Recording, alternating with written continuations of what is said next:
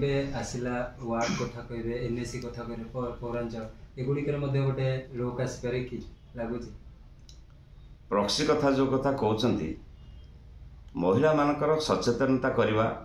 महिला मान को रिजर्वेशन देवा प्रवाद पुरुष बिजु पट्टनायक 33% देते माननीय मुख्यमंत्री 50% परिणत कले एवं आज यदि हिसाब करेंगे आपण ताले प्रत्येक क्षेत्र में वार्ड मेंबर ठार आरंभ कर जिला परिषद प्रेसिडेंट पर्यंत 55-60% रे महिला रिजर्वेशन पहुंची एवं महिला मान को जदि किए सशक्तिकरण करें सचेतन करें सी हूँ विजु जनता दल। तेणु आम दलर जो मैंने महिला अच्छा विभिन्न पद पदवी से अधिकांश सचेतन एवं से निजर कार्य निजर पोस्ट प्रति से जत्नशील। प्रतिष्ठा दिवस में कौन प्रतिष्ठा दिवस 27तम प्रतिष्ठा दिवस डिसेम्बर 26 तारिख हाँपाई जाऊँगी। एथिरे विजु जनता दल स्वाभाविक भाव में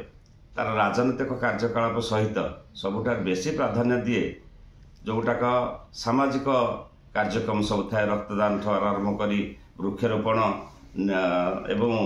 स्वच्छतार अभियान एमती जिते सोशल रेस्पॉन्स अच्छी या पर सबुठार बेसी आम फोकस करूँ से एथरक आहरी व्यापक भाव में करा।